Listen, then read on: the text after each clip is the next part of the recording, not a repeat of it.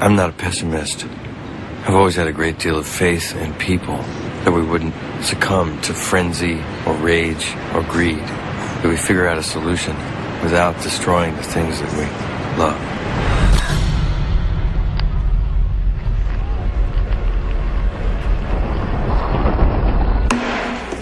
The Subcommittee on Energy and Minerals will now come to order.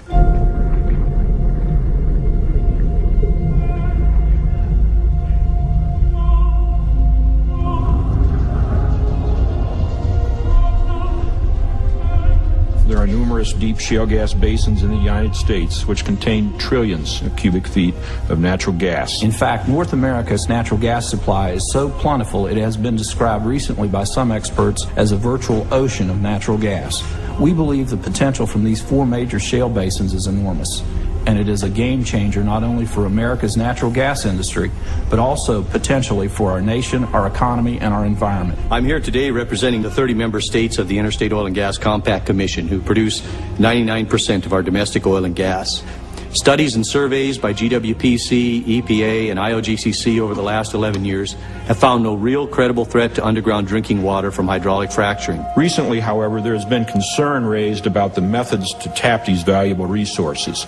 Technologies such as the practice of hydraulic fracturing have been characterized as environmentally risky and inadequately regulated. Press reports and websites alleging that 6 states have documented over 1,000 incidents of groundwater contamination resulting from the practice of hydraulic fracturing.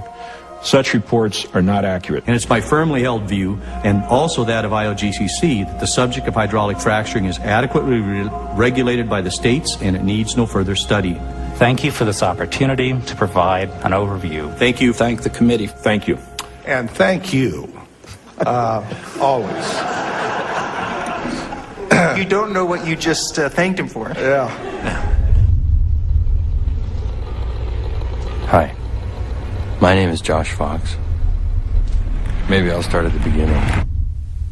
This is Dick Cheney. No. Maybe I'll start at a different beginning. This is my house. It's in the middle of the woods, tucked away on a dirt road in a place called Milanville, Pennsylvania. The house was built in 1972 when I was born. My parents and their hippie friends built it, and my family and my brothers and sisters and I grew pretty much the same way I did, little by little.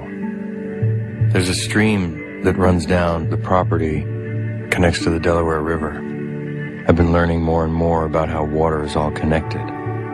In 1972, the year I was born, Pete Seeger and a bunch of banjo-playing freaks in the Upper Hudson Valley reminded New York City that if they polluted the Upper Hudson, especially the watershed areas, that New York City's drinking water would be ruined.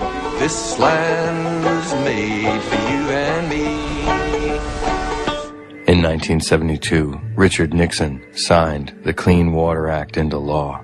It was an era of environmental progress. The Cold War was on, but there was the concept of leisure time and leisure suits.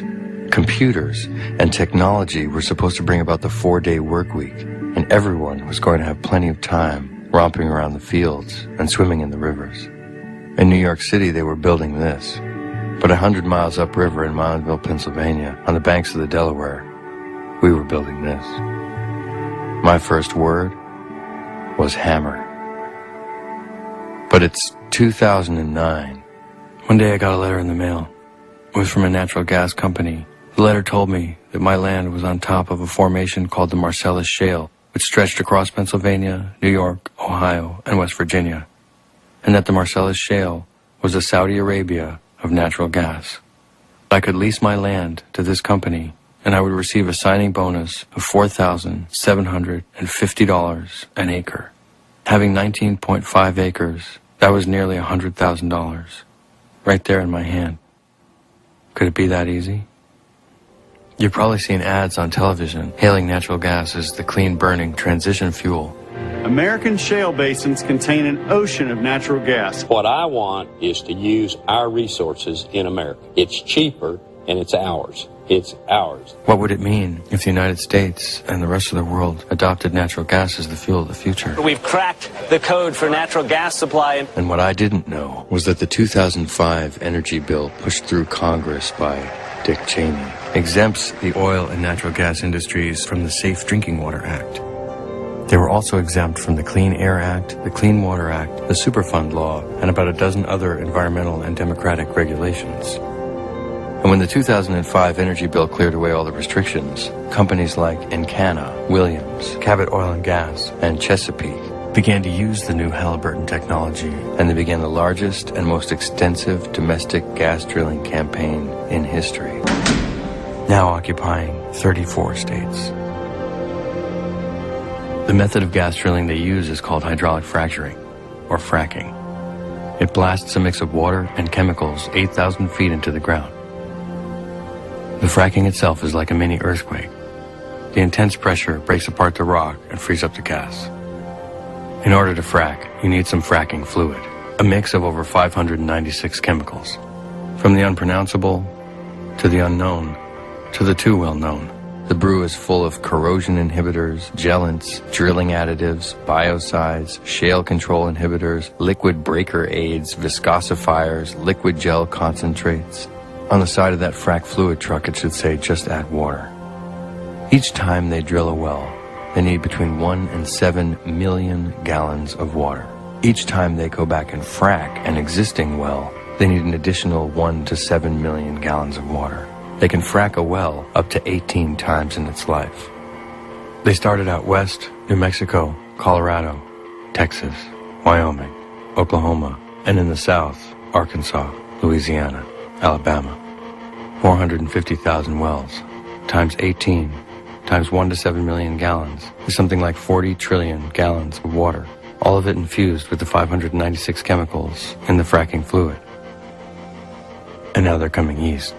They're proposing 50,000 gas wells along a 75-mile stretch of the Delaware River and hundreds of thousands more across New York, Pennsylvania, Ohio, and West Virginia. From 1972 until now, my whole life, all this has been protected.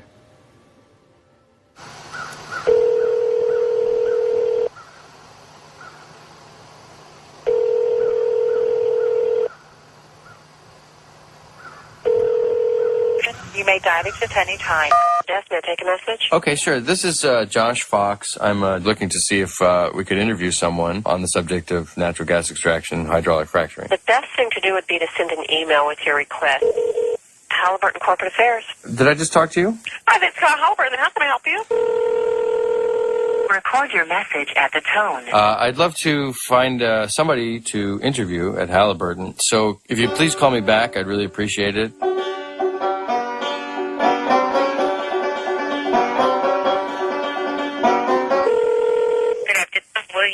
Please leave a voice message for... Thank you for calling Chesapeake Energy Corporation, the nation's leading producer of natural gas. Okay, What's 405 area code? Oklahoma. I'd be interested to see if there's any way to get an interview with T-Boone Pickens, to see if there was any possibility of... Okay, well, I'm going to have to transfer you to... You've reached Cabot Oil and Gas. Please leave a name and I will return your call. After the tone, please record your message. Who is the audience for this General public. I think we'll decline, but thanks for calling.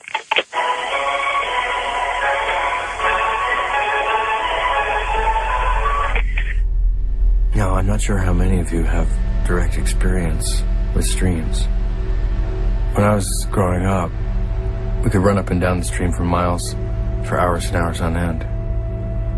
I mean, the moment the stream takes a bend, you can walk 10 paces and look back and it looks like a different place. This is a place I know. It's a place that runs through my mind. And it's always there. It feels to me like it's the source of all life. And it is. You need water for life.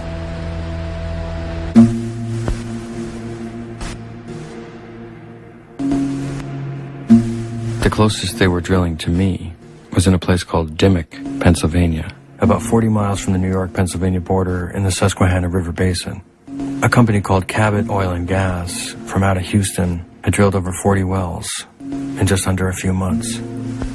It's a small place with no major highways, a place where you could easily forget the world, forget yourself, disappear completely. I was going there because I'd heard a lot of complaints, and because I'd heard the Pennsylvania Department of Environmental Protection had said that everything was going fine.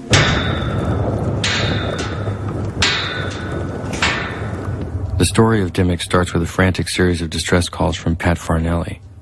If Dimmick had a town square, she'd be standing in the middle shouting for help. Everywhere there's a gap in the trees, there's a well. There's like 10. Sometimes it bubbles and hisses when it comes out. So I highly recommend that you do. Want to drink it? I won't drink it. When Cabot and them came in to get the water and they were telling me it was okay to drink, I said, well, here, go ahead and drink it. And they wouldn't drink it. There were days when 4 kids were out of school sick. Everybody was sick, including me. We were all, our stomachs were really, really acting up, couldn't handle eating anything for over a month, right? And then Jean, next door, talked to me at church and said, did you notice anything funny about your water? Our well's gone bad. The Mays, they have bad water, and they've got a newborn in the house. My next trip was just up the road to Ron and Jean Carter's. They had a gas well in their front yard.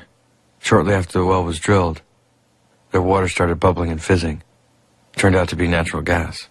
I told them that I wasn't happy, that our water was good before they started drilling, and when they got done it was bad. We said, asked if we could prove that it was because of them. And my wife asked the guy if he could prove that it wasn't. He wouldn't talk to her anymore. We lived here 40 years and the water never had a problem with the water.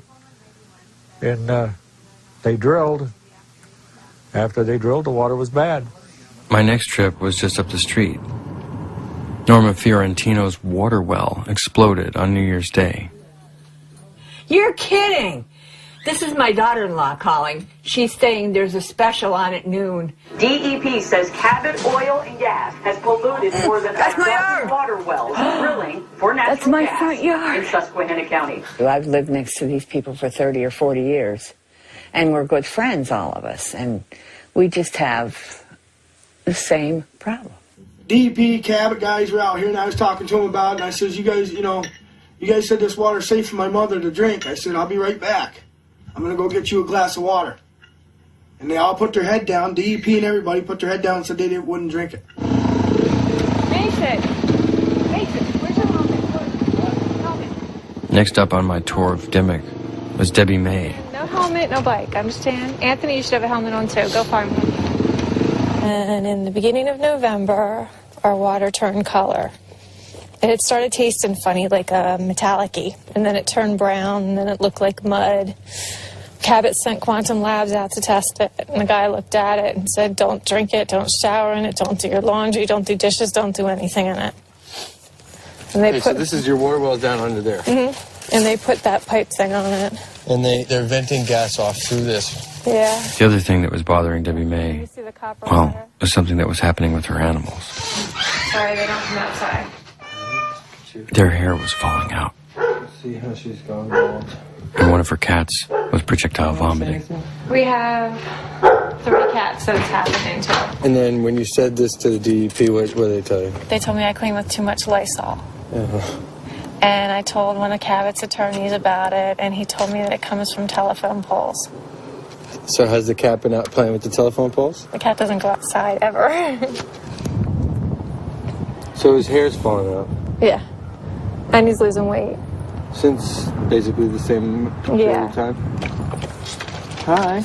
Our water was perfectly fine. And like right after we started drilling, like propane and stuff like that all went in it. But at one point we could actually like light it on fire. Put the thing in, shake it up in the jug, and put a match on it and just light it up. What's going to happen to my kids how many years from now? You know, and then, oh, well, it wasn't their fault. You know, they didn't do it. They didn't pollute the water. From the cases of Pat, Ron, and Jean, Norma, and Debbie, it was clear that something had gone terribly wrong in Dimmick. But there was something else. I kept hearing reports of a family that could supposedly light their water on fire, a family who wasn't speaking to the press. I wondered why, and I wondered if I could talk my way in. They didn't want their faces to be on camera, so I ended up taking pictures of their feet. They did show me their water samples, however. They told me, listen, I know you want to see us light our water on fire, but we can't do it right now. Basically, we've capped our water well. We no longer use it, and we're afraid to turn it on. If we turn it on, it's possible that it could explode or catch our house on fire. So even though it's a pretty spectacular thing, we can't do it for you. I could feel myself getting sucked in deeper and deeper and deeper. And then I got a phone call. Not gonna do anything, nobody cares, because of the holy dollar that's rolling in. Yeah. And it's wrong. It's wrong, I don't care. You're taking a big risk yourself going around doing what you're doing. Money's not worth it, and I'm worried for my life, and I'm gonna be honest with you. So. I went across the road to see if I could interview the people who called me. Or maybe just to say hi. I didn't get to say hi. But a man came to the door. He spoke to me hastily, and he was nervous. He handed me a jar. I said, what's this? He said, it's bad stuff. I said, what do you mean bad stuff? He said, that's about as bad stuff as you can get. Take some. Find out what's in it. Apparently, they were buying this act of me being a documentary filmmaker. I guess because you have a camera in your hand, you know what you're doing. So somebody thrusts a jar of contaminated something into your hand, and they say, hey, take this. Figure it out. I had an inkling of what this stuff was. I'd heard reports of oil and gas wastewater, known as produced water, the water that comes back up out of the ground that's contaminated with the fracking fluids being dumped illegally onto fields and into streams. And I'd heard of workers who had chemical burns on their hands and faces. And here I was, being handed a jar of a mysterious, yellowish, brownish liquid. I needed more information, so I called the number again. All the things that you said about that, the jar that you gave me, just got me kind of curious. And, you know, without any naming any names, I don't know anything about anything, but was that was being dumped out in some place that it wasn't supposed to be, like a stream or a field or something? Yes. All right, and that's why it's important to find out what's in there? Yeah. All right, and if I were to be able to analyze that, would you think that'd be a good thing? Yes. I was starting to compile a list of things that happened in Dimmock. Water trouble, health problems, hazardous explosive conditions inside the house, destruction of land, lack of confidence in state regulatory commissions, a feeling of having been deceived, a feeling of powerlessness, dead or sick animals, the difficulty of obtaining good information about gas drilling, and the idea that there's a cover-up taking place. In other words, a total loss of normal life. Who knows if they're right? I don't. It's all speculation.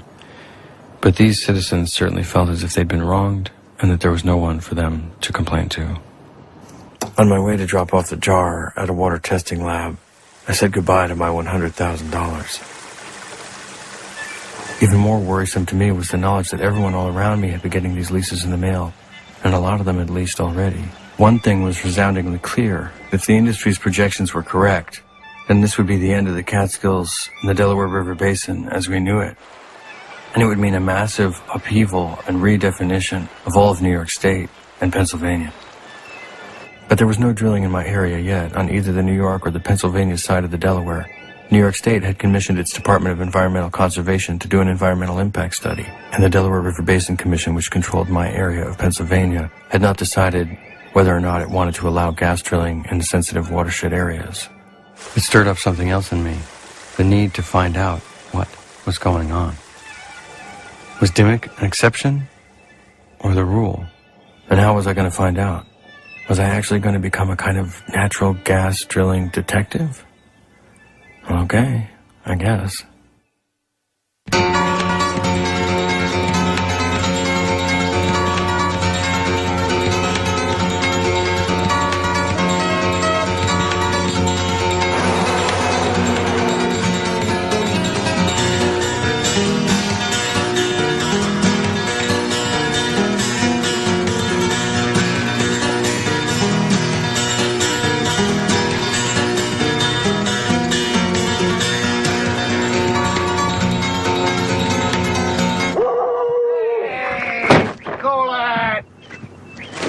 Well, you be careful, because that one's known to nip butts. And it pinches pretty good. Keep the camera over my butt, man. Yeah. And it's gurgling. Oh, wow. So that's the sample. It's all settled out. Right. But that's what our water looked like. That came just out of the tap? Out of the tap. Right. So in 3 weeks, they contacted Mike by phone and said, we've tested your water. There's nothing wrong with your water. With this? With this. There's nothing wrong with the water that can be affected by the oil and gas production in your area. So what have you been doing? We put in our own tank and he hauls water every week. I've got 2 500-gallon tanks, and I go to town once a week and buy water. It's a coin-operated thing, so I got to put in $15 worth of quarters. Purpose of this letter is to inform you that Noble Energy has contracted LT Environmental to conduct an investigation. Okay. Possible natural gas impact on water well in the vicinity. Again, I was a little disappointed in the state. I mean, obviously we have a problem here.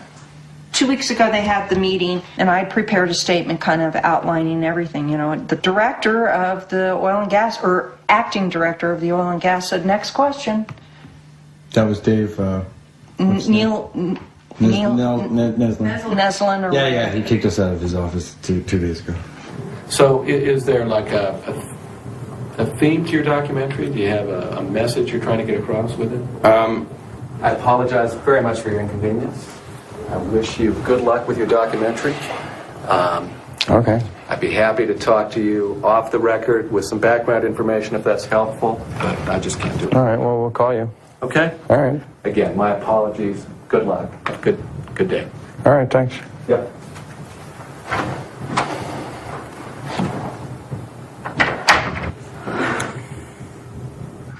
At one time when we were going through all the gurgling in the well, I decided to put a plastic bag over the wellhead.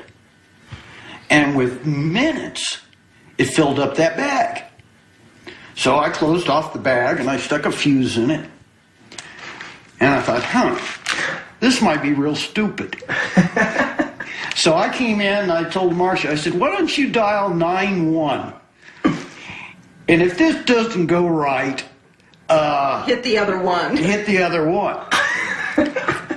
So I got this bag of who knows what, and I lit it, and it started floating towards the road. And I thought, oh no, truck is going to come. I'm going to blow up a truck.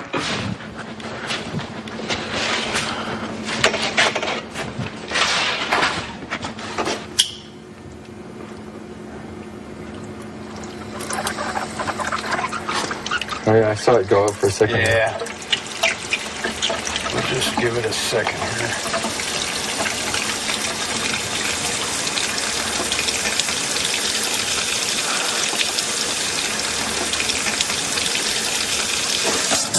Whoa, Jesus Christ. That's the best I've done. I smell hair. Oh, damn. Can I try it? Yeah. Shall we get that in the frame? Don't drink this water. Jesus Christ.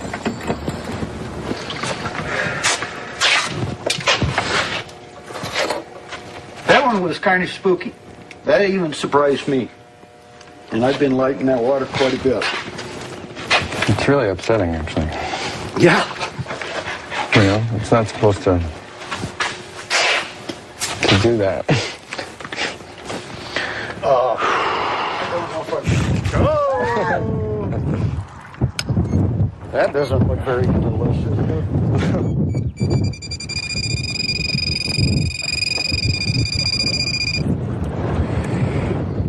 There you go.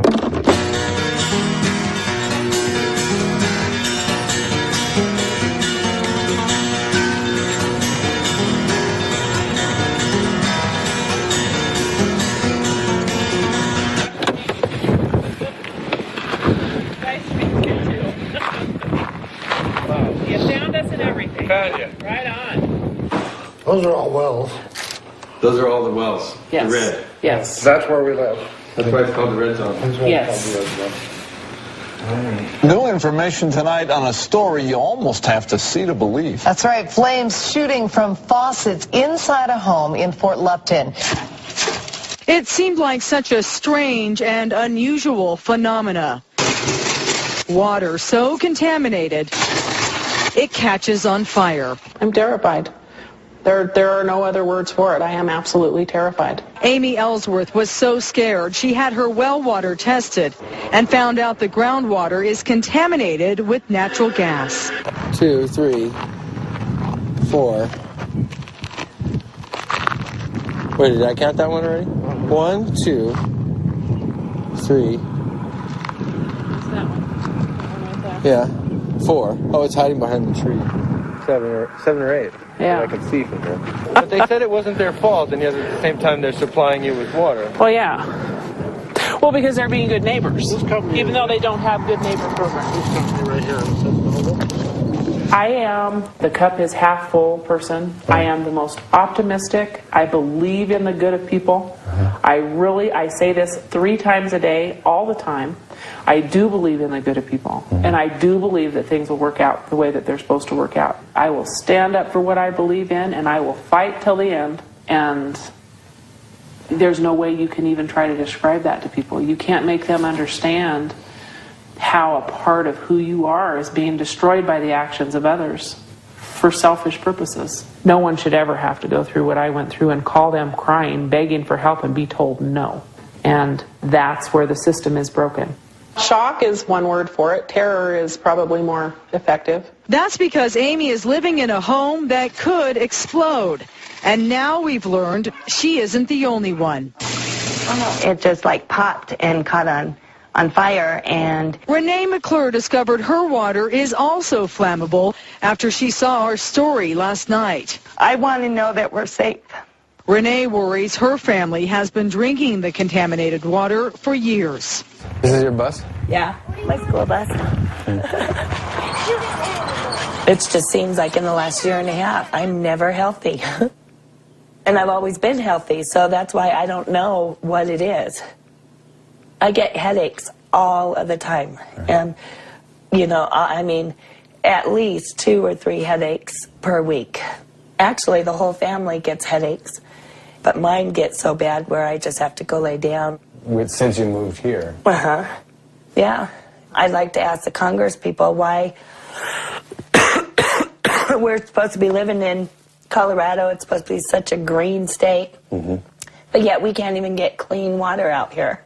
1 or 2 glasses might not affect a person, but what about long term? It says here you have trichlorobenzene in the water. And what is that? It's one of the volatile organic compounds that comes up with the production of the gas. What blows my mind is that the Oil and Gas Conservation Commission, I thought they were there to work for the people. They're not there to work for the people. They are there to work and help the oil and gas companies. And I asked him, who's there for the people? And he told me, nobody, call an attorney. That's what they told me.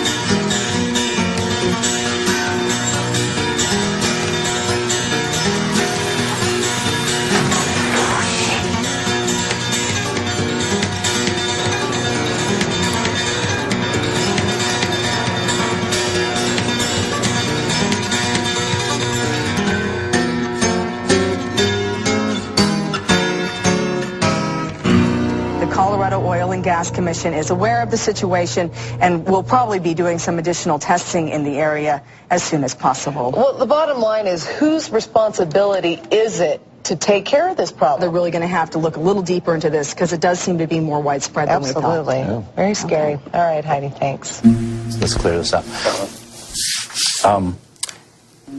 I'm not here under the authority of EPA speaking on behalf of views that agency represents. I will put Weston Wilson not speaking on behalf of the EPA, although he works for the EPA. In 2004, the EPA was investigating a water contamination incident due to hydraulic fracturing in Alabama. But a panel rejected the inquiry, stating that although hazardous materials were being injected underground, EPA did not need to investigate. Weston Wilson, a 20-year veteran of the EPA, wrote a letter to Congress objecting. He also noted that on the peer review panel that authored the report, 5 of 7 members appeared to have conflicts of interest and would benefit from the EPA's decision not to conduct a further investigation. They came out with a patently ridiculous conclusion. They had showed it was toxic and then said it wasn't a risk. It made no sense, and only in an Orwellian world would you accept that. From 1995 until 2000, when he became vice president, Dick Cheney was the CEO of Halliburton. One of the first things he did when he became vice president was to form what was known as the Energy Task Force. They met up to 40 times with industry leaders. They only met once with members from environmental groups. The Energy Task Force and a $100 million lobbying effort on behalf of the industry were significant in the passage of what's called the Halliburton loophole to the Safe Drinking Water Act, which authorizes oil and gas drillers exclusively to inject known hazardous materials unchecked directly into or adjacent to underground drinking water supplies. It passed as a part of the Bush administration's Energy Policy Act of 2005. So all science at that point stopped? All science, all data, everything stopped. We were appalled about burying this kind of, maybe no pun intended, but burying this secret that it was known to be toxic. You know, when the president says to its bureaucracy, don't investigate, expedite things for industry, we do those jobs well, too. One could characterize this entire industry as having 100 years of history of purchasing those they contaminate. So they purchase the land, and often with an agreement of secrecy of somebody that's alleging they've been contaminated by oil and gas production. So the industry itself has that type of practice. You're saying it's the industry itself should be proving it and not the people. This is America. We shouldn't be assuming that corporations can keep a secret, especially when they're practicing in our backyard. So the onus should be on the industry to prove to the government that their practice is benign and not that assumption. What you could be picking up from these citizens is what we should be investigating, but we're not. We're still asleep at the wheel. And don't assume since Obama got elected that something's changed at the EPA yet in that regard. Even if they weren't true, they deserve an investigation. They're citizens of the United States. And they certainly don't deserve to be exposed to secret chemicals.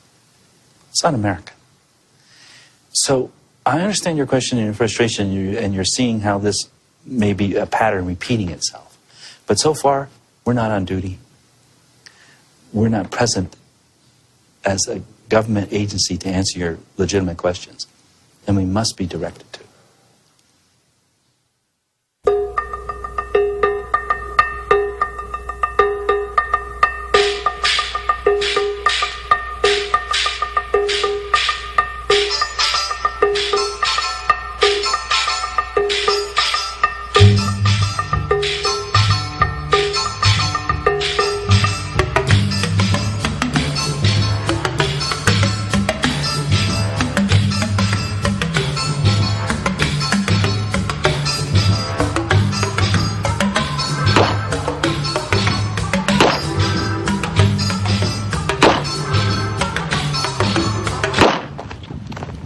Glycol ethers. It says extreme danger.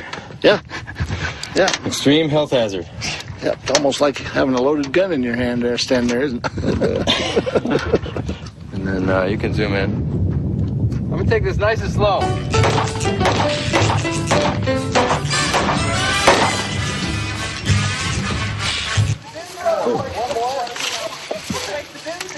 Cheese. Cheese. Jeff and Rhonda Locker, they've been living here for at least 30 years. But at some point in the late 90s, there was a gas company re-stimulating a well out behind their house. Rhonda was out doing the wash, and the wash went black. They knew they had a small problem with the water. and there isn't a laundromat for miles. All of a sudden the washing machine plugged up, and the water that came out and flooded the back where the washing machine is was pure black, complete black. And of course at that time I went out and stopped the pumper when he came through the yard and asked him what he'd done to our water, and he says, well, we didn't do anything to it. In pursuing it further, I finally got water samples, and that's when we found out the water was totally unfit for consumption. That fast? Yeah, it was just immediate. Just about right for a cool day. Now, we'll get you out there. Come on. The Lockers threatened the gas company with a lawsuit. They settled for $21,000 to put in a reverse osmosis filtration system. This is the well that was on the property when we bought it. We're still using it, but it's the one that went bad. Jeff and Rhonda Locker had to sign a non-disclosure agreement. The day that I signed it, I even said to him, I just want you to know I may sign this, but if anyone asks me, I will not lie. Now, they're so frustrated that they're breaking their silence. This is our system. It pumps out of there, it pumps through the softener, it pumps through there, and it fills this 500-gallon tank. It's just a centrifugal pump. It goes through a real fine, I call it a filter, it's more like a membrane. We were actually drinking it for a while. But 4.5 years ago, Rhonda got really sick with extreme neuropathy and is in a lot of pain. She just faded fast and had the bone pain, and she's been through spinal taps and everything to try to find a cause. Jeff and Rhonda Locker found out that a reverse osmosis unit won't filter out glycol ethers.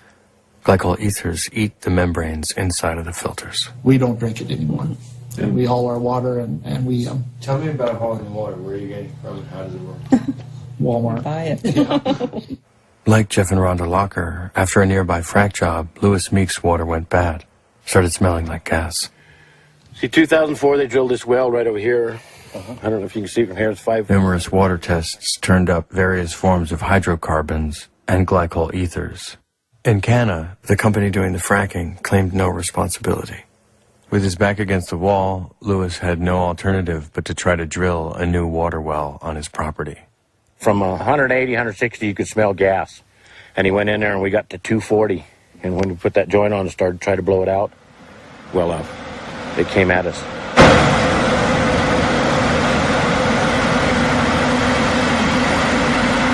Natural gas exploded out of Lewis Meeks' water well for over 3 days. The Department of Homeland Security reported that over 3 million cubic feet of natural gas escaped into the atmosphere. Lewis had to get an injunction from a judge to get in Canada to cement the well to stop the flow and to provide him with a replacement water source. The big green building next to Lewis's house contains 2 cisterns that Encana fills up twice a week. I can show you the water. So these are 2 big water tanks that they're filling up for you. Why are they bringing it? Tell me. If nothing's wrong, why are they bringing it? So you actually hired a hydrogeologist to figure out what was going on around here? Yeah. And what did he say? He said that they got everything intermingled. When they do anything like frack it, they're going to intermingle everything. You can already see you're going to see little pearls of stuff come out of it, like oil. I just already saw one over here. And the water that comes out of Lewis Meek's original well is only good for some bizarre science experiments and brain-altering recreational activities. Oh, man. Tell me you drink that. No way. Tell me there ain't nothing wrong with this water. It smelled like turpentine. That chemical smell that goes straight to your head and gets you dizzy almost immediately. Here's the thing, I think it's criminal. What would happen if I took some chemicals like I got and took them to, like, the big bossy in Canada and dumped them in his well? Yeah. They'd have me in the pen so fast my head would spin. For sure. But look, if they can come out here and do whatever they want to. And they don't even have to report it and tell us what they're putting in there. The whole concept of democracy and looking out for the little guy does not apply here. Exactly. It and I'll tell you, I ain't not lying. I never seen such lying, you know what I mean. Mm-hmm. I mean, their word ain't no good. Mm-hmm. And, and we was all raised that way. Mm-hmm. If your word ain't no good, you ain't no good. Mm-hmm. And you talk to these are grown men lying to you. Right. For what? For money. And that's it. When we had ours tested with them to have tested and they found glycol in it, it cost us $4,400. Yeah, for what? Something is burning on the surface of it's like a plastic. Glycol ethers are odorless, colorless, and are a liquid chemical component of plastic. Something definitely in it. And Lewis took a blowtorch to his water. I think we found a cheaper way of testing for glycol ethers. Either that, or a secret Wyoming recipe for homemade plastic. Here, wait, come here. Okay.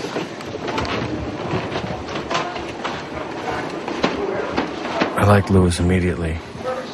Cool 70s patterned mirrors, cowboy statues everywhere, And what about these? and the most comfortable couch in the United States. You ready? I raised That's good to sit on. Shoot me on the buffalo hides. That is fab. Wow. John Fenton and his wife Kathy have 24 gas wells on their property, all of them visible from their front porch. I was raised here, and at one time, there was nothing. I mean, there was no oil, nothing. Now you All have this, everywhere you can see. everywhere you can see. Yeah, and like we can really sell this place with the water situation, and well, look at it. We don't own our mineral rights.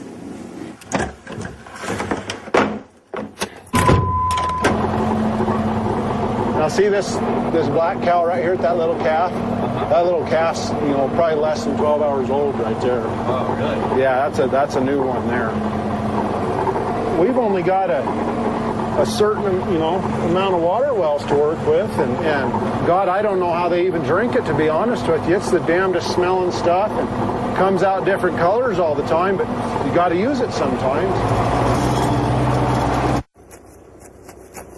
I think we should strive to be the cleanest and the most environmentally conscious that we can. A lot of times it's right out in the middle of the field. That's where we make our money. You see the green grass growing, that's money to us, and that's fertilizer, and that's feed for the cows, that's everything. And they tear up a football field-sized area and drill a hole out there, and they spread toxic chemicals, and then on top of that you got gravel and rocks and big pieces of metal, and then they pipeline everywhere, and it just cuts us to pieces. There's no rhyme or reason to how they do things out here. They do it different on every hole. There's different people, nobody's watching over them.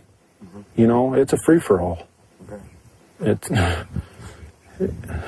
John Fenton describes his home being surrounded by venting condensate tanks. At times, the fumes from the condensate tanks are so strong, they surround the house in a cloud of toxic vapor.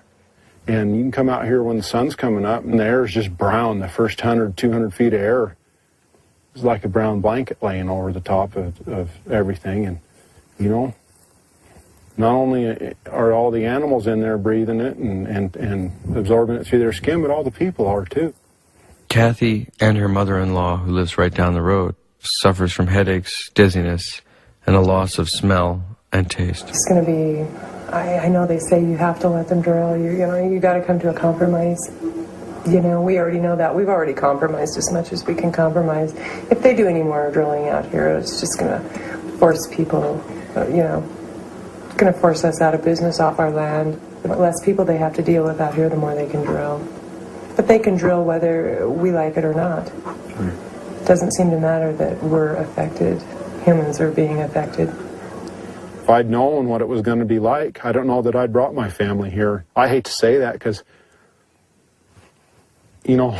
some people might see this and wonder how I could like this, but this is my way of life.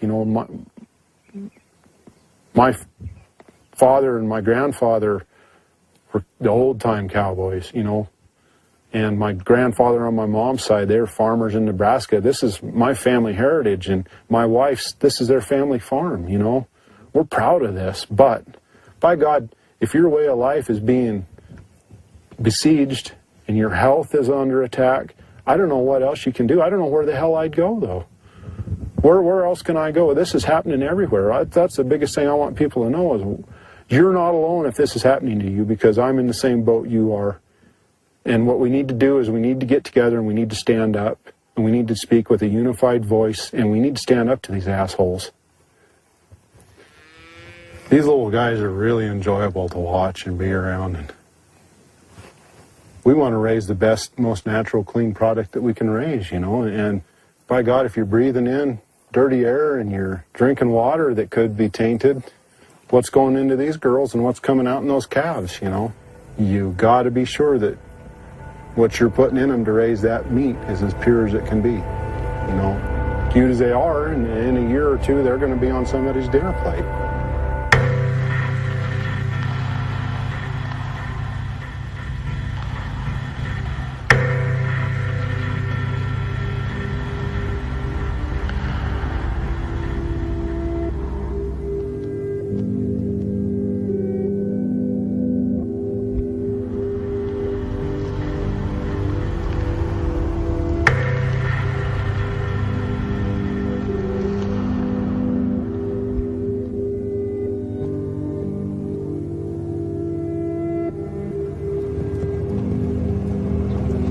Actually, this next well we're coming up on here was probably one of the worst ones for Kathy and I. It was a neat little secluded spot. You could go have a picnic, you know, if we wanted to come back and just talk, and where nobody knew where we were at. It was right here, and it was all these cool looking kind of rock formations out here, and it's just gone.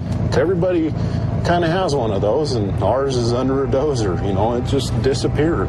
It took them one day and it was gone. You couldn't recognize it anymore. It's amazing that what took Mother Nature millions of years to build can be destroyed in a few hours with a piece of heavy machinery.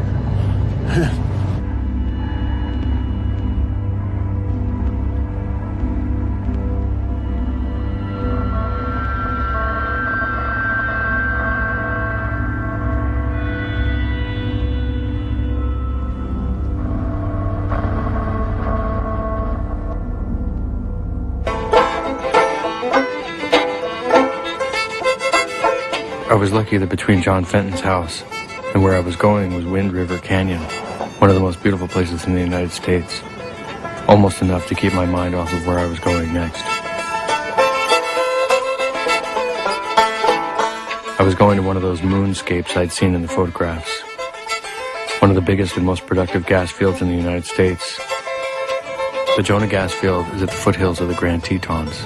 Just to the south, Yellowstone Park and the Bridger Teton National Forest. Sublette County, at 4,935 square miles, the county is about the same size as the entire state of Connecticut. The population is about 6,000 people. That means there's about one person per square mile.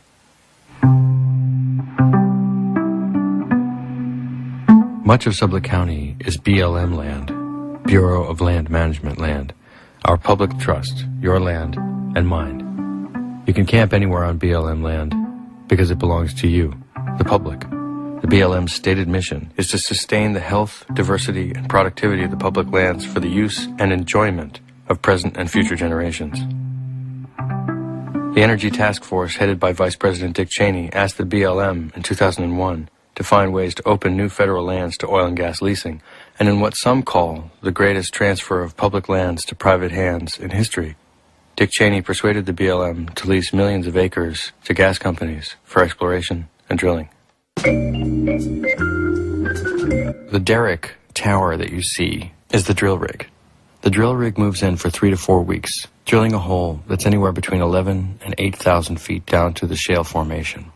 Each well completion, that is, the initial drilling phase plus the first frac job, requires 1,150 truck trips. The breakdown goes like this: drilling rig mobilization and drill pad and road construction, 10 to 45 truckloads. Drilling rig, 30 truckloads. Drilling fluid and materials, 25 to 50 truckloads. Drilling equipment, casing, drill pipe, etc., 25 to 50 truckloads. Completion rig, mobilization, and demobilization, about 15 truckloads. Completion fluid and materials, 10 to 20 truckloads. Completion equipment, 5 truckloads. Hydraulic fracture equipment, pump trucks, and tanks equals 150 to 200 truckloads. And here's the big one: hydraulic fracture water. For each well, 400 to 600 tanker trucks. 400 to 600 tanker trucks. Hydraulic fracture sand, 20 to 25 trucks. Flow back water removal, 200 to 300 truckloads. Which means that all the water that goes down, only about half of it comes back up. What you see here is the flowback pit, of what you call flowback water, frack water, or what the industry likes to call produced water. Before the water can be hauled away and disposed of somewhere, it has to be emptied into a pit, an earthen pit or a clay pit, sometimes a lined pit, but a pit where a lot of it can seep right back down into the ground. Colored flags. I have no idea what those are there for. Maybe it's the grand opening of a new pit.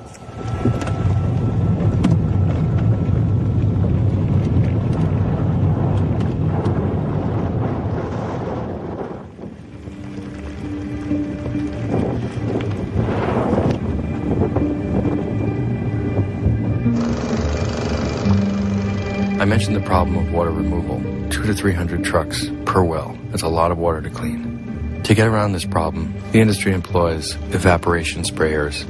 In the flowback pits, the water is sprayed into the air in the sunlight so that it evaporates faster. Now, of course, you're probably saying to yourself, that's insane. That water contains all the fracking chemicals, which are toxic, and all the volatile organics, which are also toxic. They create ozone, hazardous air pollutants, and they fall down in the form of chemical or acid rain on the grasslands. Each well site is equipped with a mini refinery and storage unit. What you see here is what's called a separator. When the gas comes up out of the ground, it comes up wet. The separator heats it up to 212 and boils off the water. The BTEX chemicals, the volatile organics, benzene, toluene, xylene, and a host of others, are all evaporated right there on the site. The gas is then pumped into a pipeline to go through further stages of refining.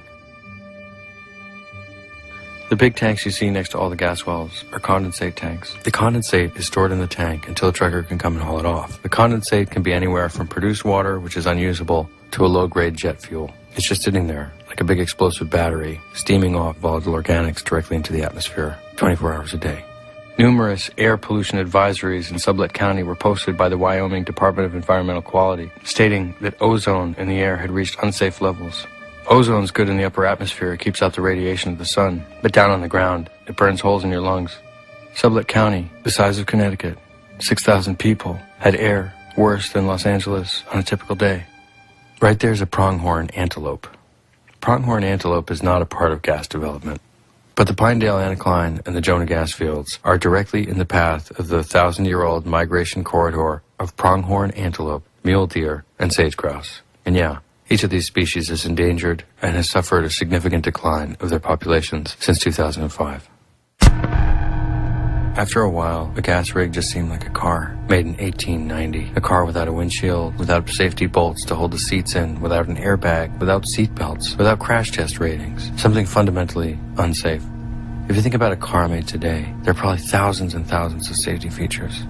Looking at these rigs, I couldn't help but imagine of the hundreds of safety features that might be implemented, including harnessing volatile organics, storing toxic wastes off-site or not on the ground, non-toxic fracking fluids, hundreds of ways that we might improve upon, or just say the hell with it. Can't we build a solar panel instead?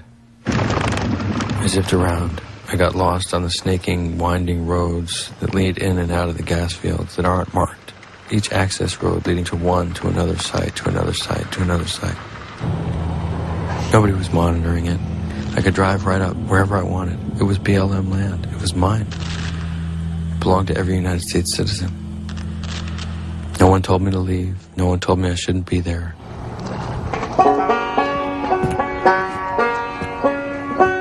And apparently, there were no restrictions on banjo playing either.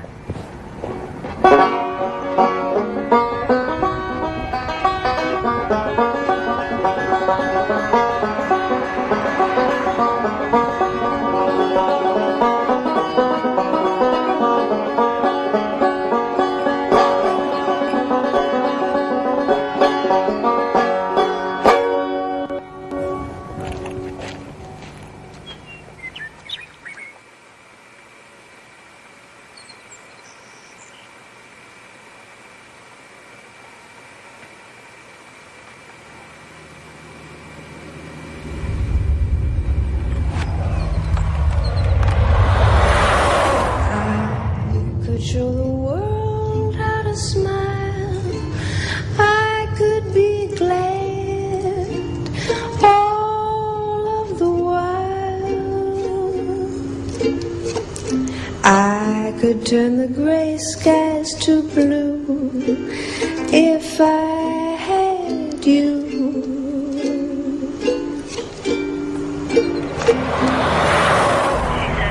Being hit in the temples with two 2x4s, dragged herself into her truck, and managed to get out, became violently ill, was violently ill all night. These people's healths are ruined. They can't function. They can't live in their homes anymore and go outside. Susan was wearing a respirator. The woman who had the brain tumors, aside from the fact that she's just a walking nightmare of a mess physically, can't work. You know, she's an invalid. I have tried to bring attention to these stories. Anytime media comes to town, they drop everything, they clear their schedules in hopes that what happened to them won't keep happening to other people. They know that their chance is over. I drove south from Wyoming to Colorado's beautiful western slope. Just to the east of Grand Junction, Garfield County has to have the best names of any county in the United States. The towns of Rifle, Rulison, Parachute, Silt, and Battlement Mesa were all part of one of the first populated areas to get a major gas rush. In less than a decade, the area became rapidly industrialized, with over 5,000 wells drilled. So going to Garfield County is like looking into the future of any area slated for drilling. It's also the subject of the first preliminary study on the health effects of gas drilling. 7 medical researchers from the University of Colorado studied the air and the water, finding acute problems from toxic emissions from gas development. So when I got calls from people in Garfield County, there were calls from people who had severe health problems. This is Karen Truelove. She started getting massive headaches, getting really ill, feeling sick, and she said it got so bad that she didn't even plan her days anymore. She just tried to get through them. Then my friend Rick has benzene in his blood, toluene. Tara was speaking for her friends that couldn't speak for themselves mostly, because of non-disclosure agreements. People who were in lawsuits or who had settlements that stipulated that once they received their money, they could no longer go public with their stories. Tara had one friend who hadn't signed a non-disclosure agreement. My great friend Dee Hoffmeister. We had just celebrated our 50th wedding anniversary. We came back, and as we drove in the yard, there was this huge rig and semis. And the smell was so intense, the benzene was so intense that we ran for our deck. The deck was enveloped, and it had this big gray cloud. It was like it was being held in on the deck with this cloud. So we were in the house, I'd say mostly at the most 15 minutes when I got up and passed out. And you get pains all over your body. You don't know why you're getting the pains, and then they come and go, and they'll show up in another part of your body. I got to the point where I was walking with a 4-pronged steel cane because I couldn't walk on my own. After her first big knockdown exposure, she wasn't in very good shape, but then just a couple of years ago, Dee Hoffmeister's gas well exploded. The condensate tanks caught fire, and the rig was consumed. At 3 in the morning, we heard these pops. Our son got up to go look outside, and he had to run back in because the deck was so hot, he was burning. And I opened my eyes, and I couldn't keep them open because everything started spinning. And then the next day, I was even worse, and he took me to emergency. We had our son and his wife and 4 kids living upstairs here in the house when this all started. And all 4 of them got asthma. And 2 of my daughter's children got asthma. They were on nebulizers in the winter to breathe. We had beautiful playgrounds, but we got to the point where you could never leave your kids out to play. I kept getting in car after car, hearing symptom after symptom. My first day in Garfield County, I did 16 hours worth of interviews. And then finally, I got a chance to sit down with Theo Colborn, winner of 5 Rachel Carson Awards, a Time Magazine Environmentalist of the Year, and Congressional Fellow. Her accolades are too numerous to count.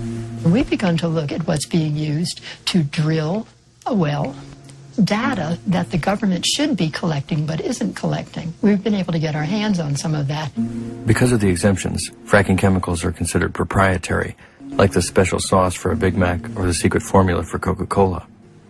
The only reason we know anything about the fracking chemicals is because of the work of Theo Colborn. By chasing down trucks, combing through material safety data sheets, and collecting samples, Theo has identified 596 different chemicals in 900 chemical products Every environmental law we wrote to protect public health is ignored.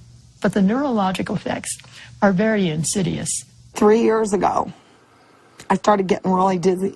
At first, you may just have headaches. Then the next thing, you might have ringing in your ears. I thought I had an inner ear infection. I went to my doctor, and she's kind of, your ears are clean. Or you may be a little disoriented, or you may feel a little dizzy. So they sent me down for a CAT scan. But eventually, you may feel what is called peripheral neuropathy. And when you get to this stage, you have irreversible brain damage. For the last 4 years, I have these lesions in my brain. Don't know where they came from. You may begin to get swelling. I hurt everywhere in my body. My legs, my feet, everywhere. Your extremities, especially the arms and the legs. I couldn't move. I couldn't reach my face to eat. And never know where the pain is going to be. The pain can be excruciating. Think about the workers or the people whose yards or backyards or within 1,000 feet of their home have a well pad. They can't get rid of the tanks and the fumes are all the time. They're inhaling these chemicals 24/7 around the clock. What's that smell? I don't know. I can't smell anything. And you lost your sense of smell, and so did he? That is one of the side effects of hydrogen sulfide exposure. I don't smell the cat box. That's a good thing. Yeah, for 2 years now I haven't smelled flowers. Taste, I can't taste hardly nothing. I can taste salty and I can taste sweet. Salty, I can taste it. Sweet, I can taste it. But I don't get any of the subtleties or aromas of food. It's like all texture for me now. Yeah, it's not good. I go out and I talk to the bosses, you know, the men who are overlooking what's going on, and even their supervisors, the public relation people that talk to us from the industry. They are so surprised. They look at me as if I'm crazy when I ask them, well, where are they mixing in the chemicals now? Oh, we're not using any chemicals. Well, if we are, they're safe. Even the bosses don't know what they're telling those men to handle. And once the public hears the story, and they'll say, well, why aren't we out there monitoring? We can't monitor until we know what they're using. There's no way to monitor. You can't.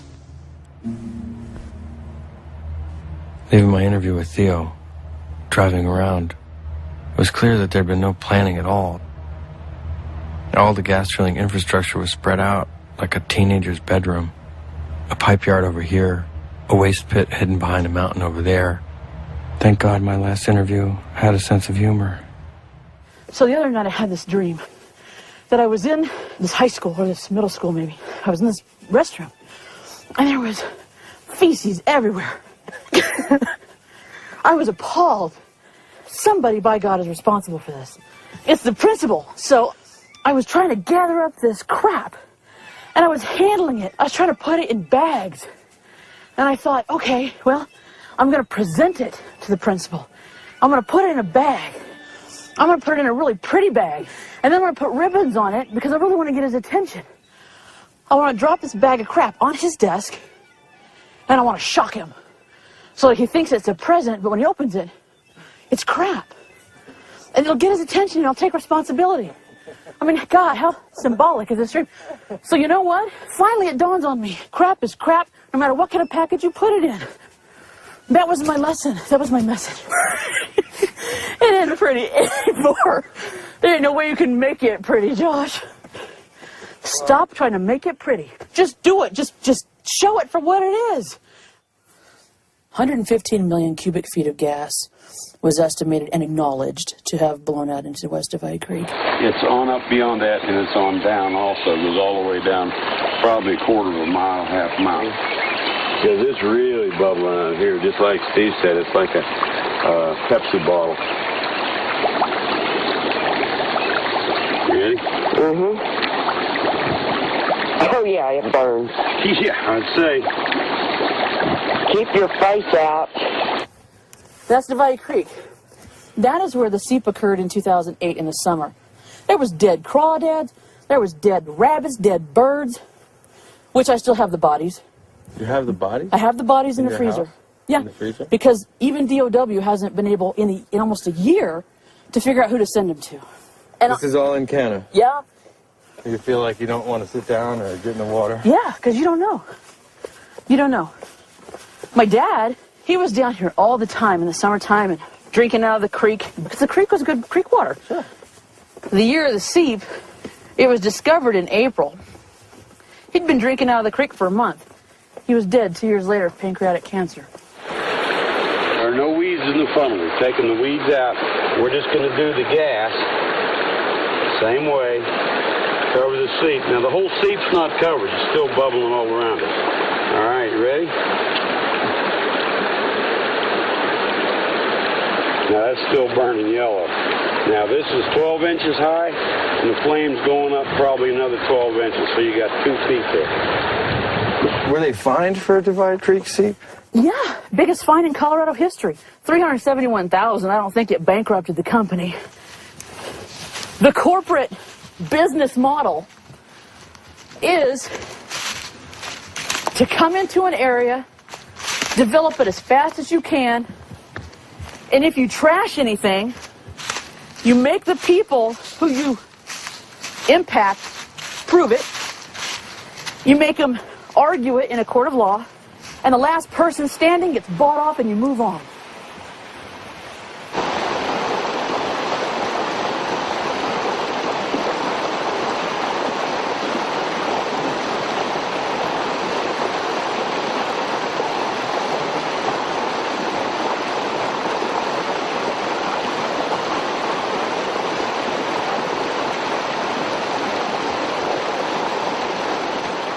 I had tried to keep anger and sorrow at bay. But the moment I knelt down at Divide Creek, looked upstream, and noticed the bend, it reminded me of home, and I broke apart.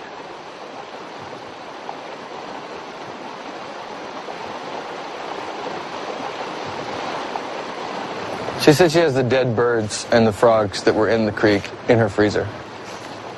I want to see them. Let's go get the rest of the story.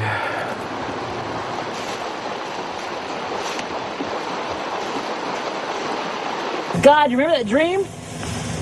This is it. There's one bird. In the summer of 2008, all this black stuff with diesel, organic stuff came up and came into the creek. We had a kind of a mass die-off. Get out of there. Ended up in the freezer as specimens. That's a dove, and this is the rabbit. He was right down there by the seep, right down there where propane and ethane was found in the groundwater. This just broke my heart. Look at this little guy. He didn't even have a chance. Oh, yeah. Did you ever think that you'd be freezing rabbits, doves, and animals in your freezer? That you wanted to get autopsied? No, that's probably one of the creepiest things. This is so foreign and creepy and alien to me. To have these critters just die and leave, to try to preserve them, it's creepy and weird and unnatural.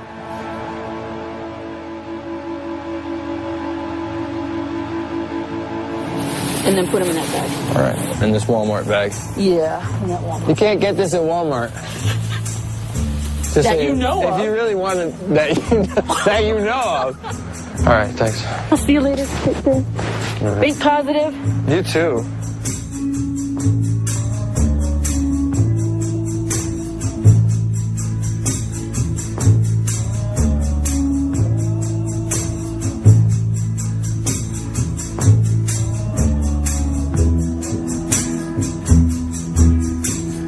This is just a nightmare. Soon I'm gonna wake up. Someone's gonna bring me round. This is I wanted to get out of GASLAND as fast as I could. But there was nowhere to go. I'd been on the road 3.5 weeks. I realized that I hadn't been on a single road between Arkansas and Santa Fe that didn't have a gas well on it. All the states started swirling together. Everywhere I went, it was the same story. He says, you see this big dark spot? That's brain damage. Huge banks of compressor stations in people's backyards. I can't stay here too long. Wells drilled right across the street from people's houses. Yeah, get a picture of the pretty flowers over there. Poison streams in Arkansas. Boy, they're making a beautiful, beautiful piece of country and turning it into just a big trash dump. Huge refineries right next to cemeteries. Land farms where toxic sludge from waste pits were right next to residential communities. And the dust blows, the toxic waste fumes blow on them. Too many stories to recount. Like a skipping record. A song that you hear over and over again, like a scar that runs through you and comes out your face. Everyone had the same look of worry. We can't keep going like we are. I've heard that the White House power plants is supposed to go natural gas, and we tell them don't do it. The sheer scope of this massive drilling campaign boggled the mind. As a detective, I was totally out of my league.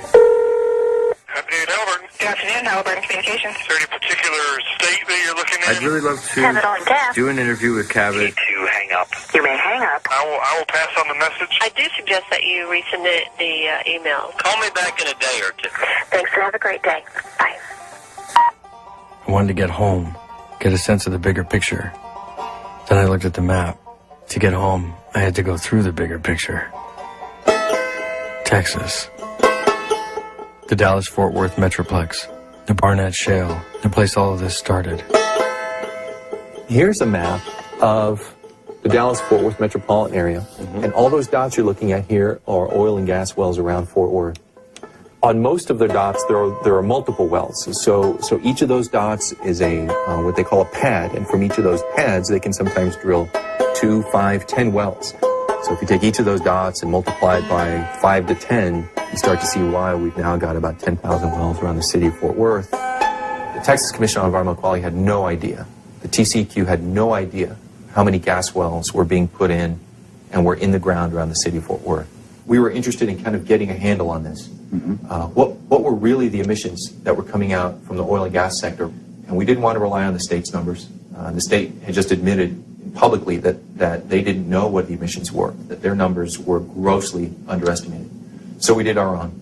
We now know that emissions from this sector are greater than the accumulated emissions of all passenger vehicles, all the cars and trucks in Dallas and Fort Worth. So let me get this straight.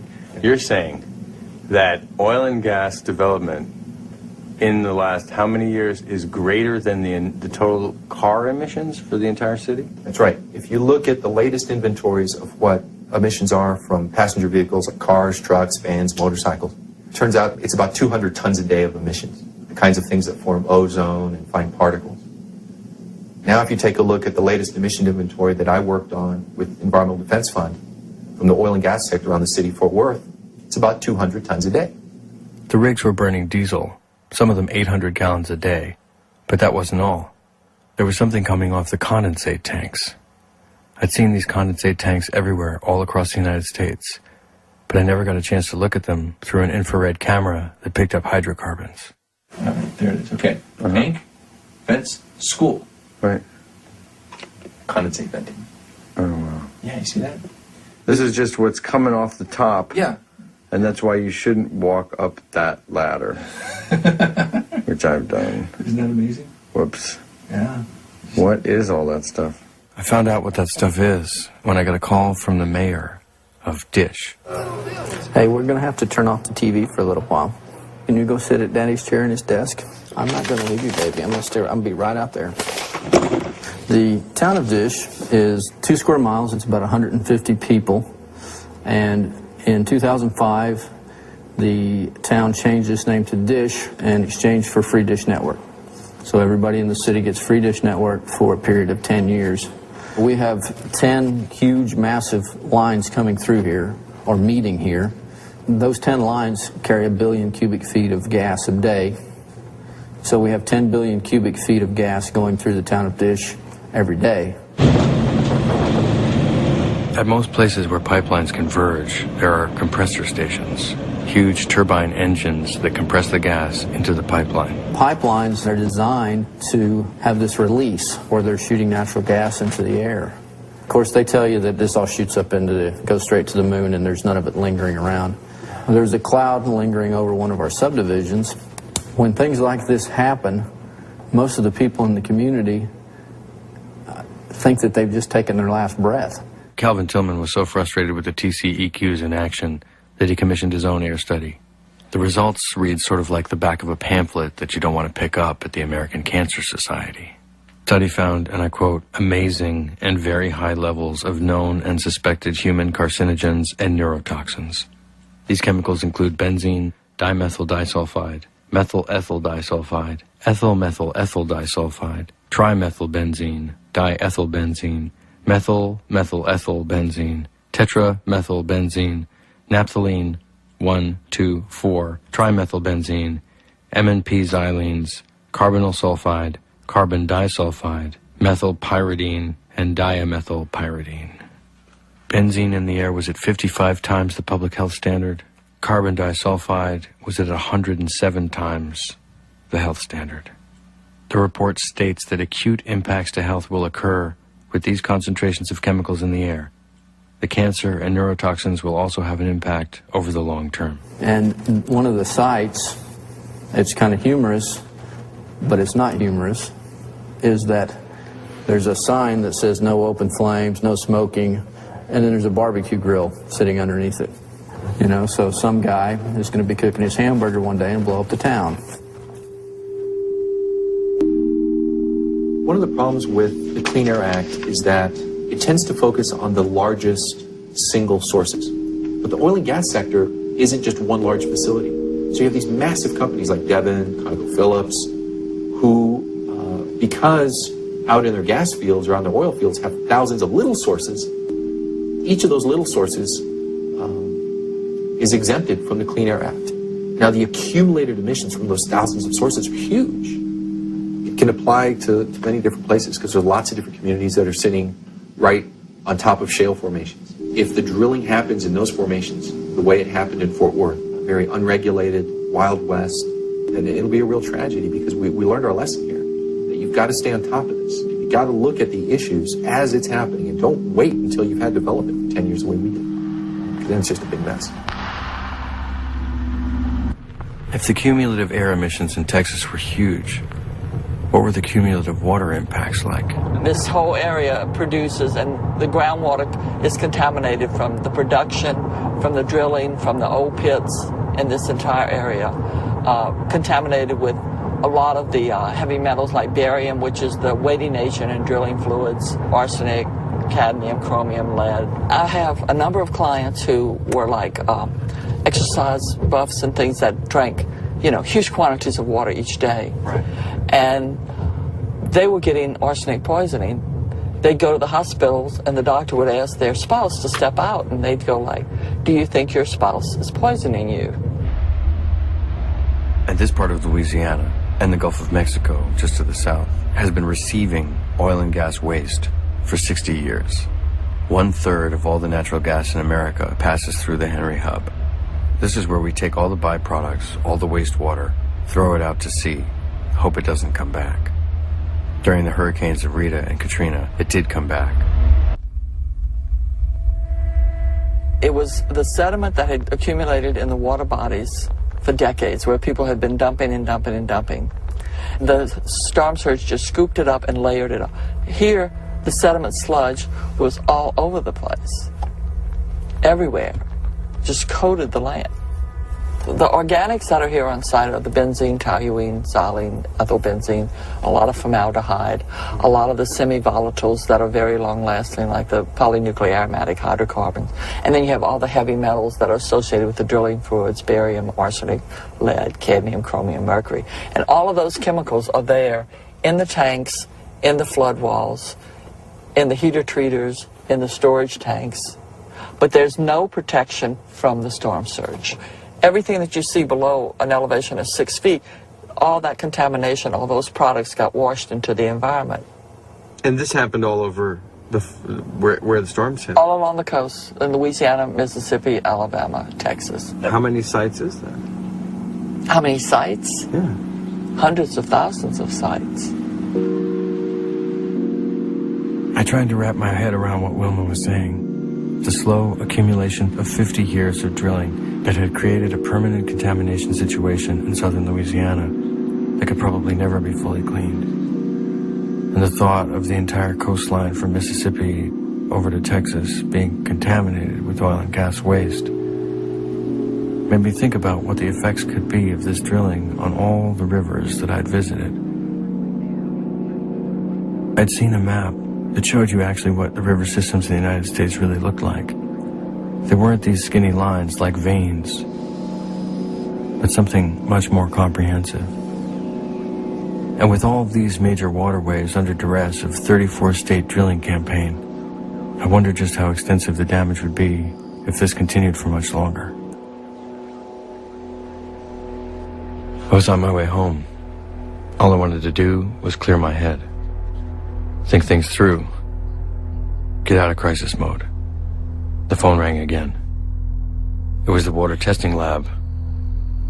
The mysterious yellowish brownish jar of liquid from Dimmock had given up some of its secrets.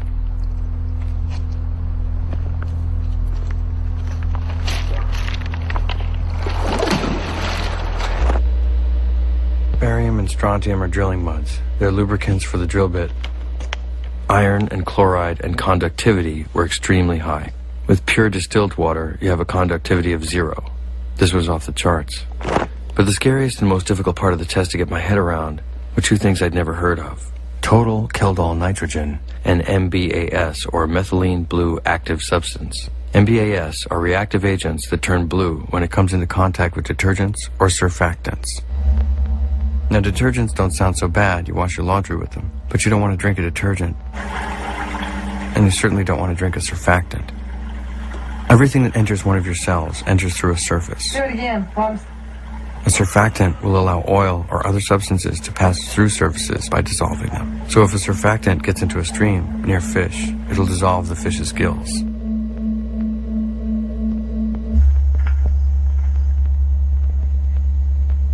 So what could one little jar of yellowish-brownish liquid from Dimmock prove? They were told to just release it into a stream. It's the same type of thing over and over and over. You've lost more than what you've gained. What have you gained? A dollar bill cannot bring back what they've taken away. I think everyone is fed up with it, and everybody's afraid to say anything. I asked my anonymous friend if she'd also talked to the DEP. They said there was no proof, and that they needed proof in order to do something. Well, when the DEP basically refused to help, how did you feel about that? Like I was talking to a tree. Oh, my tie, is that okay? There is a clear opportunity here in Pennsylvania for major new gas production. I have one quote here from you that says that you're trying to do this in a way that doesn't damage the environment. But you also said recently that water contamination is inevitable. Well, yeah, I mean... Are those contradictory, or...? Here, I'll give you the direct, straight answer. There's no such thing as a perfect source of energy. It's absolutely the case that natural gas production is not perfect, and the issue of actual contamination by drilling chemicals at Dimmock has been examined at 39 homes. We've looked, done independent testing, and there's been no contamination of the drinking water by those chemicals found. Well, actually, I have in here, samples that are from all over the country. This one's from Wyoming, Colorado, and then one here from Dimmock. Now, this is tap water. In other words, drinking water. And I'm wondering if you're interested in drinking some of this. No, and absolutely, I'm not interested in people in Dimmock, and we've stopped it. What I'm doing in Dimmock is absolutely to deal with the problem that you're addressing. It's the very last thing in the world we want anybody to do is to drink it. There's only 4 households that water is being replaced by. Those are the households where the problem exists.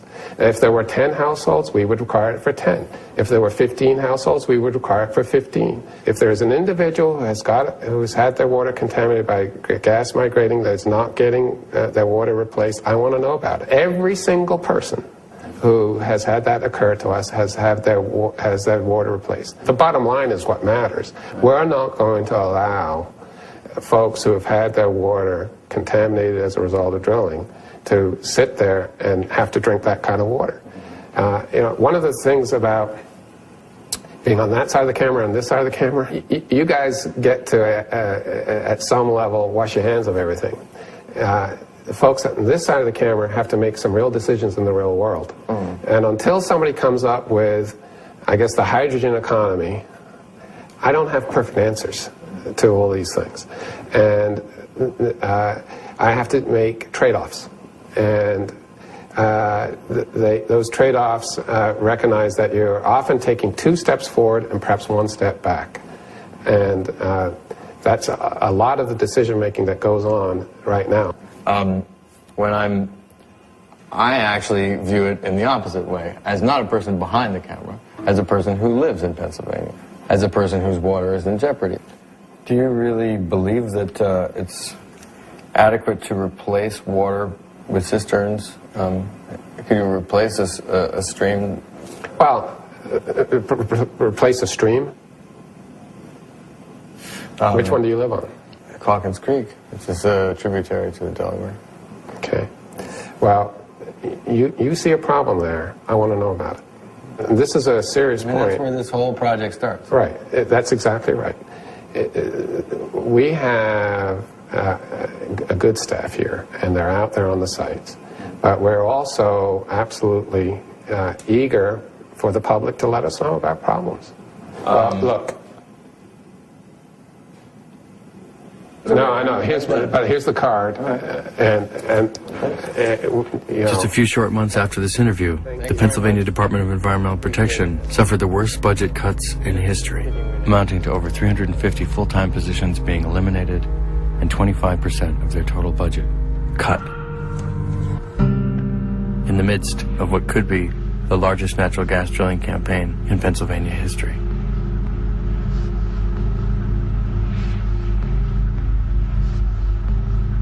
How much water could you replace?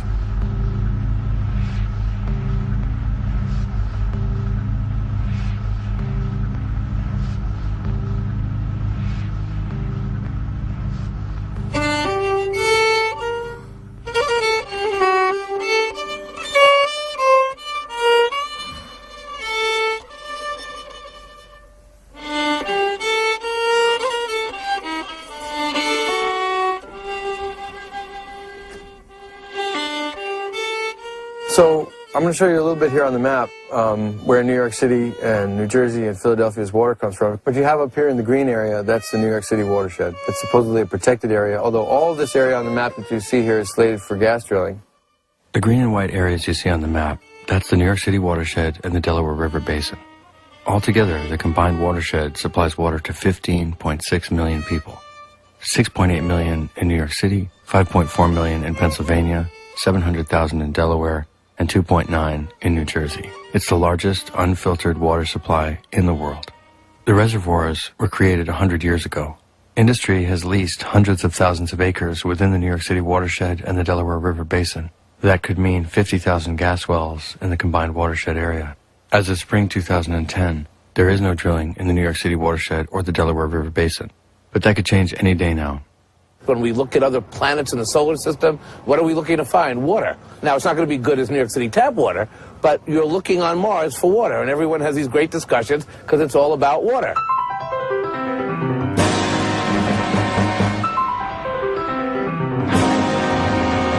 I've been, with this committee for the last 18 years. I was the environmental policy advisor for the city council for many, many years. I'm a trained geologist, and I didn't come all this way and grow all this much older and get this much fatter, just to see everything go away. The whole notion that like adults could sit around a table and try to figure out how we can do this kind of activity inside an unfiltered water supply and make it all work is How many times do you go into a restaurant and they say, do you want bottled water or tap water? I don't think I've had dinner with somebody in the last 20 years who said, oh, I like the bottled water. People go to a restaurant because they get to have the tap water. It's beyond ludicrous. People look forward to it. It's part of their dining experience. I'm trying to, keep myself composed, but speaking as a geologist, as an environmental scientist, as a policymaker, this is insanity. And that makes this the #1 environmental crisis that we face in the city. Although thousands showed up at public comment sessions, the state's Department of Environmental Conservation was unresponsive. There were hours and hours of hearings at City Hall. New York City must rely on the New York State DEC, but there's a real question of whether the agency is up to the job. DEC has not proposed a single new regulation. I look at as our watershed system as our holy grail. But no one from the state's Department of Environmental Conservation came to the city's hearings. I want to direct staff to put a call in the DEC Region 2 and to say that all these people are still in the room, and we want someone from DEC in the room. There were even press conferences with no press. It would be nice to have reporters today. We don't have them. Maybe this story is not sexy enough. Maybe it's not important enough. Maybe the drinking water supply for 9 million people, it doesn't quite get people's attention. Where's the press? They're right in there? They're in the press room, probably. In the press room. You know how to do a press conference with no press.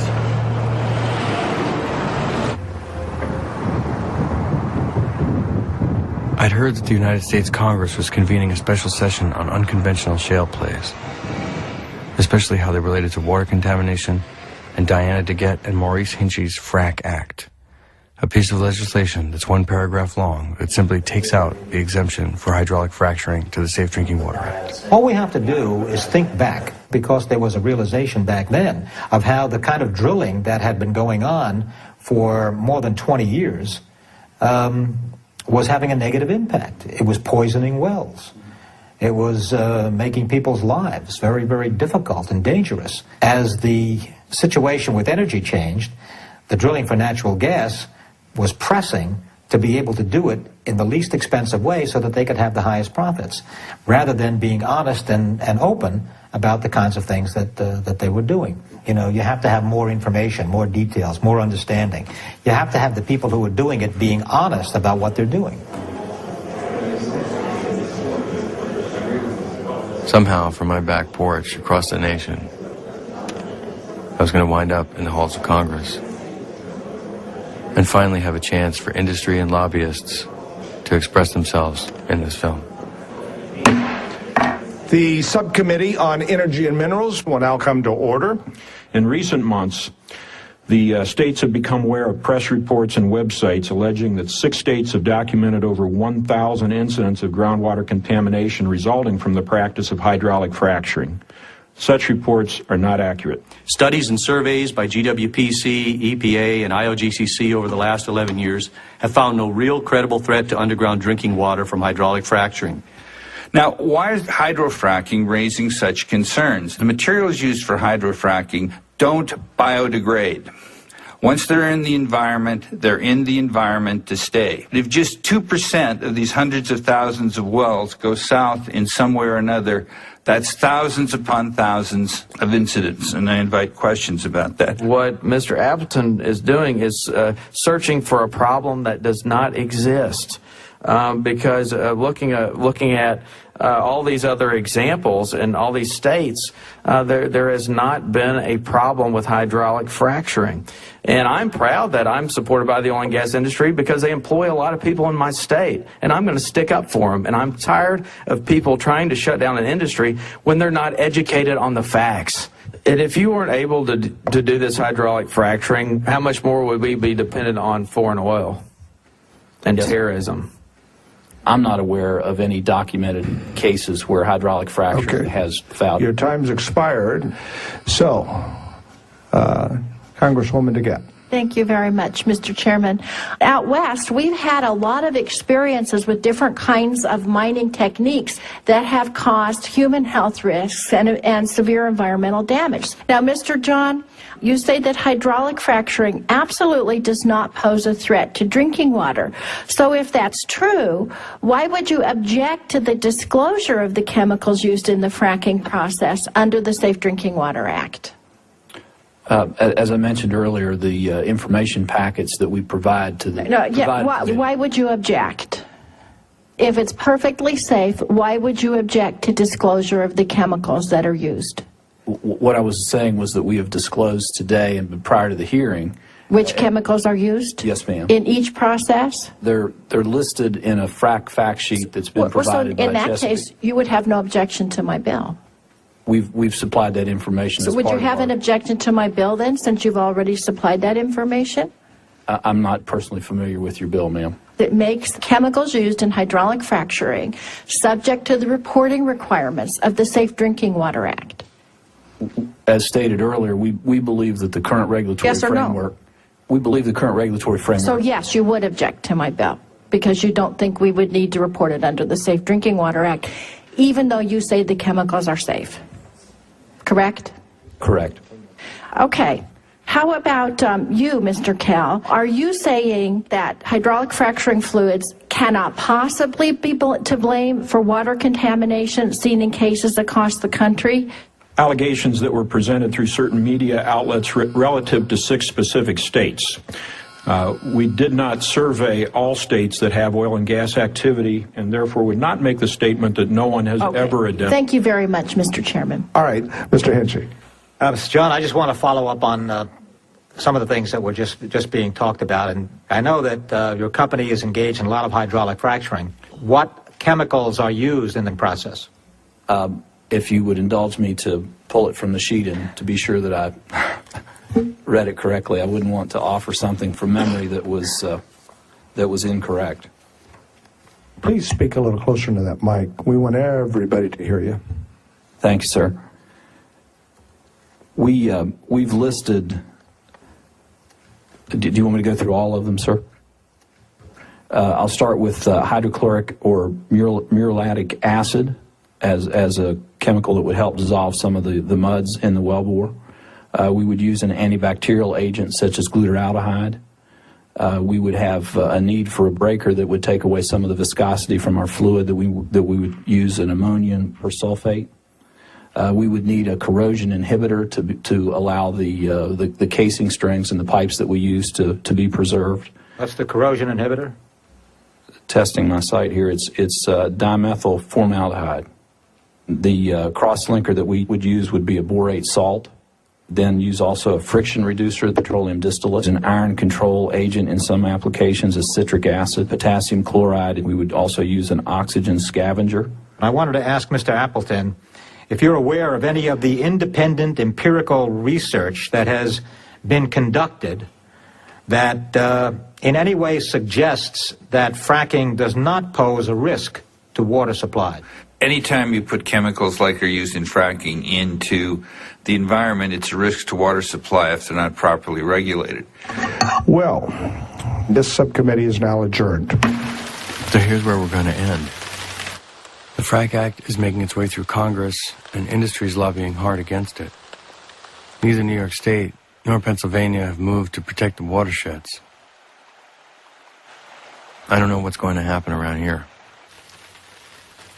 I don't know if all this is going to be destroyed. I don't know what's going to happen around the rest of the United States.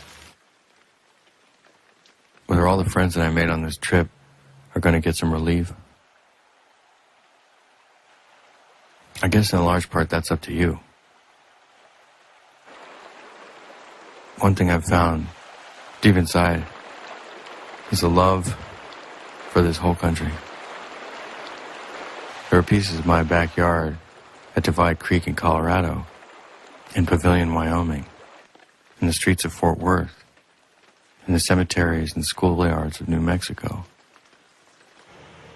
My backyard wasn't my backyard anymore. It belonged to everybody else, too. And with major shale plays being discovered in Europe and in North Africa, and with hydraulic fracturing being hailed there as a possible solution to Europe's energy problems, I don't think this story's going away anytime soon.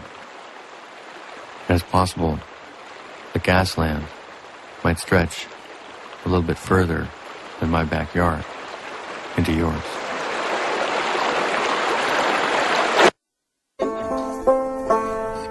Ready? Yeah. All right.